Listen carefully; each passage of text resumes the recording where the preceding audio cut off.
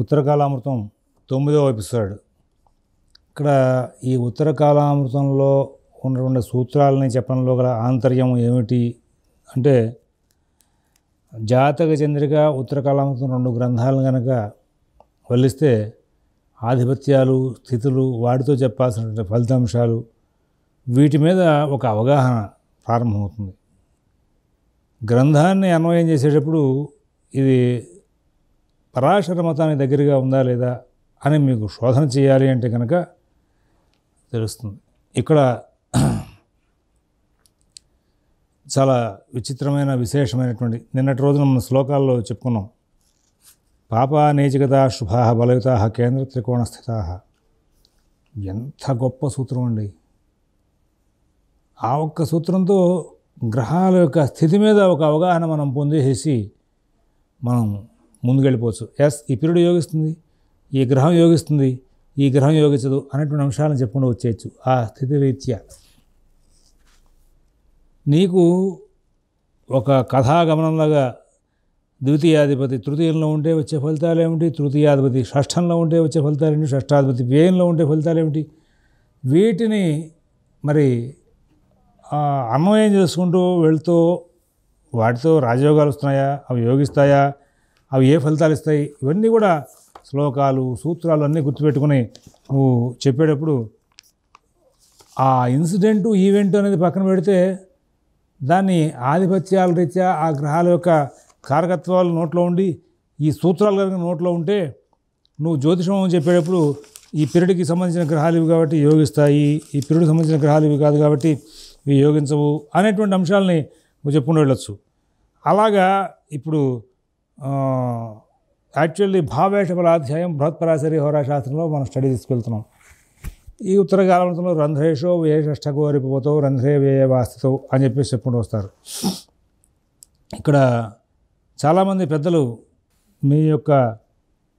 మీరు ఈ గ్రంథాలు చదివేటప్పుడు బృహత్పరాశరి హోరాశాస్త్రాన్ని, అలాంటి గ్రంథాలని ఇక్కడ పరాశర విధానానికి అనుగుణంగా ఉన్నాయి కదా అని చెప్పి అది పరాశర గ్రంథం అనుకోకండి అని చెప్పేటువంటి పెద్దలు ఉన్నారు. మీకు గతంలో ఒకసారి నేను చెప్పాను. ప్రస్తుతం నేను జాతక చంద్రిక మళ్ళీ రివిజన్ చేస్తున్నాను మేడవరపు సమత్ కుమార్ వారి దగ్గర అని.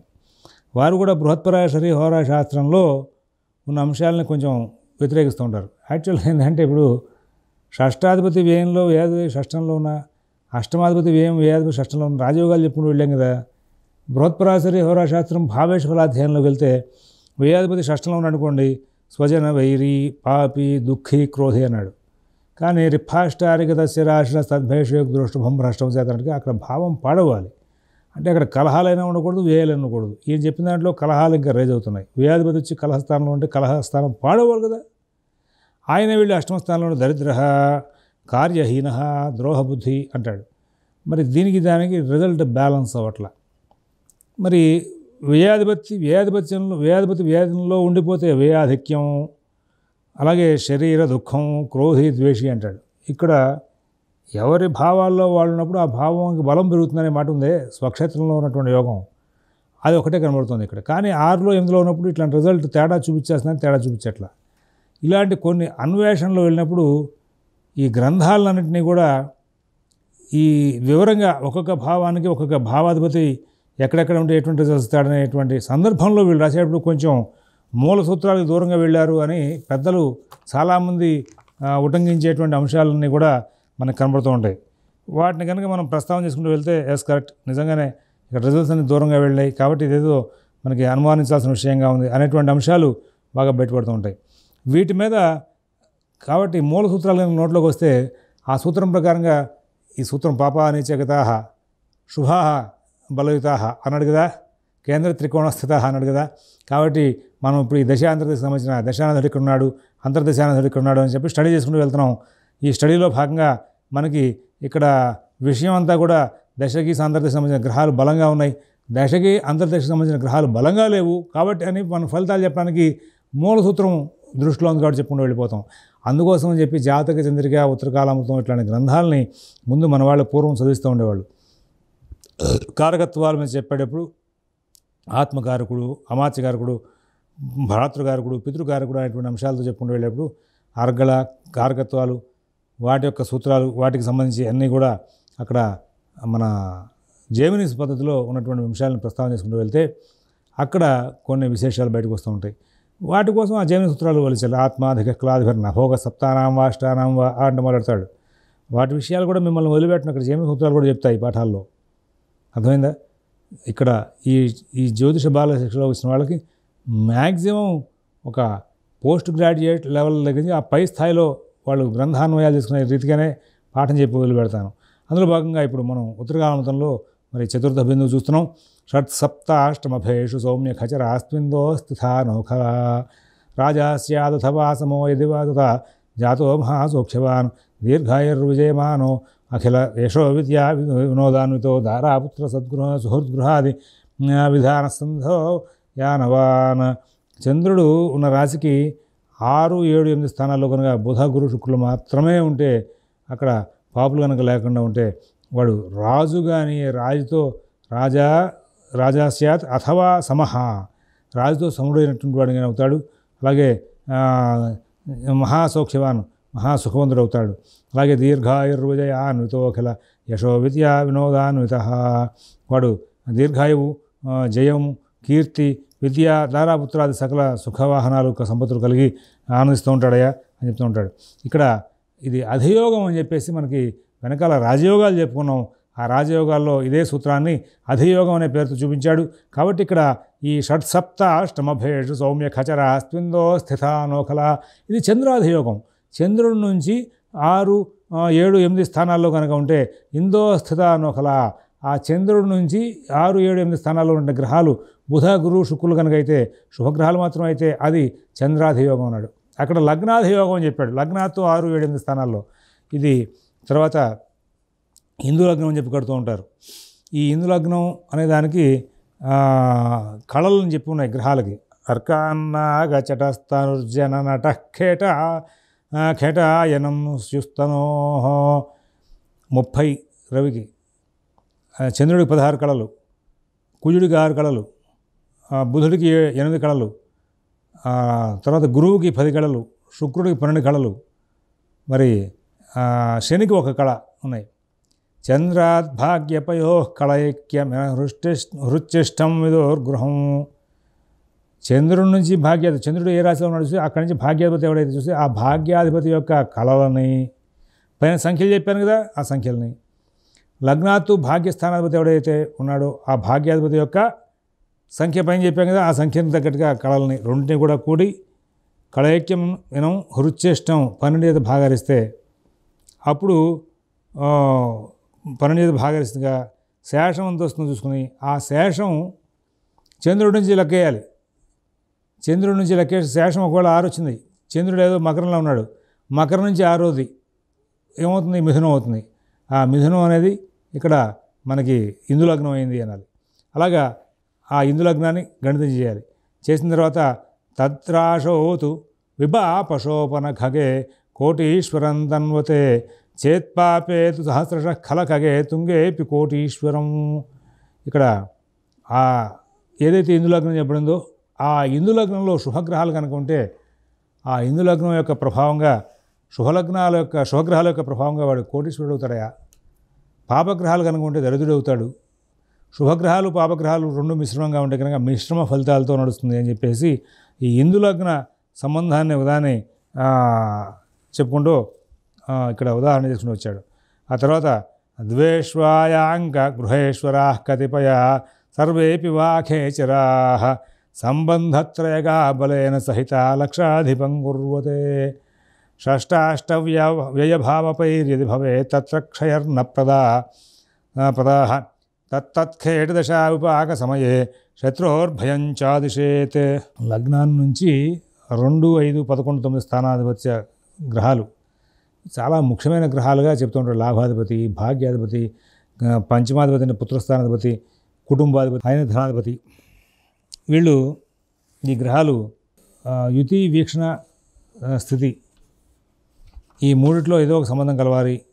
వాళ్ళలో నలుగురికి అట్లాంటి సంబంధాలు ఉన్నా లేకపోతే నలుగురిలో ఏ ఒకళ్ళకో ఇద్దరికో ముగ్గురికో సంబంధాలు ఉన్నా మరి పాప సంబంధం కనుక లేకుండా ఉంటే వాడు లక్షాధికారి అవుతాడే అన్నాడు. అంటే లక్షాధికారి అనేది ఆయన ఉదాహరణగా చెప్పుండొచ్చు. అప్పట్లో లక్ష అంటే గొప్ప కాబట్టి దానికి అతిశయోక్తిగా అలంకారాన్ని వాడి చెప్పాడు. సంబంధంతరైగా బలైన సహిత లక్షాధిపం కురుతాయి. మరి ఇక్కడ వీళ్ళే కనుక ఈ ధన పంచమ లాభభాగ్యాధిపతులు కనుక షష్ట అష్టమ వ్యాధిపతులతో సంబంధం కలిగి కనుక ఉంటే ఆ జాతకుడిని నాశనం చేస్తున్నారు. రుణ సంబంధంగా వాడిని తీసుకెళ్ళిపోతున్నారు. షష్టాష్ట వ్యయ భావపేరిది భవేత్ తత్ర క్షయర్ణ ప్రద తత్తత్ఖేడ దశా విభాగ సమయే శత్రోర్భయం చాదిశేత్.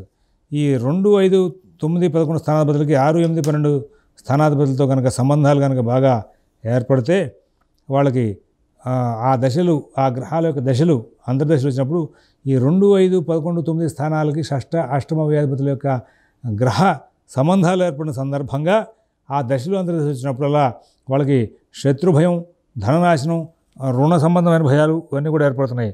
అందువల్ల 2, 5, 9, 11 స్థానాధిపతులకి వాళ్ళకే సంబంధం ఉంటే కనుక ఆయా గ్రహాల యొక్క దశలు అంతర్దశ వచ్చినప్పుడేమో అభివృద్ధి ఉంటుంది.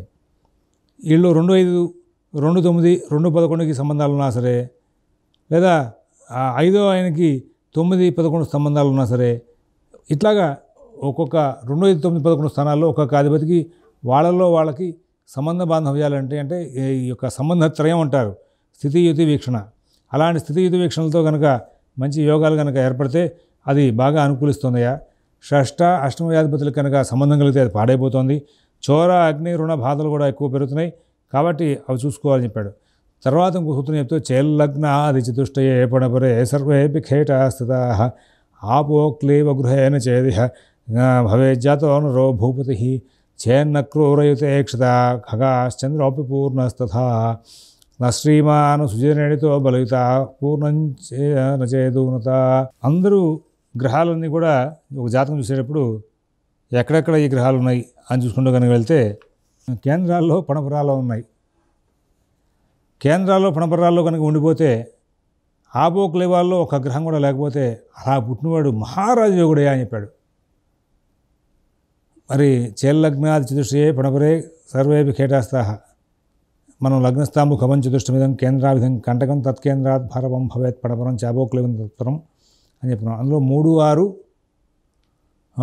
9, 12 స్థానాల్లో గ్రహాలు లేకుండా అని ఇక్కడ చెప్పుకుని వచ్చాడు. ఏమయ్యా 3, 6, 9, 12 స్థానాలు అంటున్నావు, మొదటి నుంచి భాగ్యస్థానంలో గ్రహాలు కనుక ఉంటుంది యోగం చెప్పుకుంటూ వచ్చావు. మరి ఇక్కడ 1, 4, 7, 10 స్థానాలు, అలాగే 2, 5, 8, 11 స్థానాల్లో స్థితి మంచిదని చెప్తున్నావు. పాపగ్రహాలకు సంబంధం లేకుండా పూర్ణగ్రహాలు కనుక ఉంటే ఇందులో పూర్ణచంద్రుడు కూడా ఉండడం, అలా కనుక ఉంటే చాలా విశేషం చెప్పుకుంటూ వచ్చావు. ఇది యాక్చువల్గా ఆయన చెప్తున్నాడు, మనం చదువుతున్నాం కదా అంటే ఈ భాగ్యస్థానంతో ఉన్నట్టు గొడవ చాలా ఇబ్బంది అయిపోతుంది. 3, 6, 9, 12 స్థానాలు ఆపోక్లేవాలు అంటాడు. ఆపోక్లేవాల్లో గ్రహాలు ఉండకూడదు అన్నాడు. ఇది ఒక రకమైన రాజయోగం. ఇందులో తేడా ఏం చెప్పలేను. ఈ 1, 2, 4, 5, 7, 8, 10, 11 స్థానాల్లోనే 8 స్థానాల్లోనే చేల్లగ్న ఆది చతుష్టయే ఫణపరే సర్వేపి ఖేటాస్థ. అందులోనే మొత్తం గ్రహాలని కూడా ఉండిపోయినాయి. నువ్వు ఇంకా ఆ కోణంలో ఆ యోగాన్ని స్టడీ చేసేటైతే కనుక 3, 6, 9, 12 స్థానాల్లో గ్రహాలు ఉండకూడదు. అప్పుడు భాగ్యస్థానం అనేటువంటి కోణంలో నువ్వు స్టడీ చేయకూడదు. ఇది ఒక రకమైన రాజయోగం. గ్రహాలని కూడా కేంద్రాల్లో పణపరాల్లో ఉండిపోవాలి, ఆపోక్లేవాల్లో ఉండకుండా ఉండాలి. అప్పుడు ఇక్కడ రాజయోగం ఏర్పడే అవకాశం ఉంది. అది కూడా శుభగ్రహాల విషయంగా చెప్పుకుంటూ వచ్చాడు. మరి అయితే శుభగ్రహాలే కాదు, మొత్తం గ్రహాలని కూడా ఈ రాసుల్లోనే అని చెప్పాడు. ఎందుకంటే శుభఖగాహ అని చెప్పేసి ప్రత్యేకమైనటువంటి అంశాన్ని ప్రస్తావన చేసుకుంటూ వచ్చిన కారణంగా శుభగ్రహాలు అనేటువంటి మాట చెప్పాడు కాబట్టి ఇక్కడ ప్రత్యేకం శుభగ్రహాలు చూస్తున్నాం. అయితే 9వ స్థానం మంచిది, కానీ రాజయోగాన్ని చెప్పుకుని వచ్చాడు. చేల్లగ్నా చతుష్టయే పణపరే సర్వేపి ఖేటాస్థ అనేటువంటి మాట ప్రకారమే మనకి పరిపూర్ణంగా అన్ని గ్రహాలు కూడా అందులోకి వెళ్ళి ఉండాలి అనేటువంటి విషయమే. ఇంకో మాట చెప్పుకుని వచ్చాడంటే శుభులు పూర్ణబలంతులై ఉంటే కనుక ఈ యోగంలో పుట్టే ఈ యోగం పూర్ణంగా అనుకూలిస్తుంది. తక్కువ బలంతో కనుక పుడితే తక్కువ యోగాలు కనబడుతూ ఉంటాయి అని చెప్పుకుంటూ వచ్చాడు. కాబట్టి ఇక్కడ ఈ చేల్లగ్నా చతుష్టయే పణపరే సర్వేపి ఖేటాస్థ దగ్గర భాగ్యంలో ఉన్న గ్రహాల గురించి చెప్పలేదంటే మీరు విడిగా వేరే పాయింట్ని స్టడీ చేసుకుంటూ వచ్చి భాగ్యంలో ఉన్నటువంటి గ్రహాల గురించి చెప్పలేదు అంటే అప్పుడు దోషం అవుతుంది. ఇక్కడ మనం ఏం చేశాడంటే మొత్తం అంతా ఉన్న గ్రహాలని కూడా అవి వెళ్ళి కేవలం లగ్నాతు కేంద్రాల్లోనూ పణపురాల్లోనూ ఉండి అక్కడే ఉండిపోవాలి 9 గ్రహాలు. అప్పుడు దాంతో రాజయోగం చెప్పుకుంటూ వచ్చి ఇక్కడ ఇతరమైనటువంటి 3, 6 ఆపోక్లివాల్లో లేకుండా ఉండే అనేటువంటి అంశాన్ని ప్రస్తావన చేసి వచ్చాడు. కాబట్టి 3, 6, 9, 12లో కనుక గ్రహాలు లేకపోతే ఉన్న గ్రహాలని కూడా మరి కేంద్ర పణపురాల్లో ఉంటే అది ఒక రాజయోగం అని చెప్పుకుంటూ వచ్చిన విషయం స్పష్టంగా కనబడుతూ ఉంటుంది. అందువల్ల ఇక్కడ భాగ్యాన్ని స్పర్శించలేదు కదా అంటే ఇది ఒక రకమైన రాజయోగం, భాగ్యంతో సంబంధం లేకుండా వచ్చినటువంటి రాజయోగం. కాబట్టి దాన్ని ఆ కోణంలోనే స్టడీ చేసుకుంటూ వెళ్తే కనుక మీకు రిజల్ట్ టాలీ అవుతుందని చెప్తూ మరొక అంశాలతో రేపటి రోజు చూద్దాం. స్వస్తి.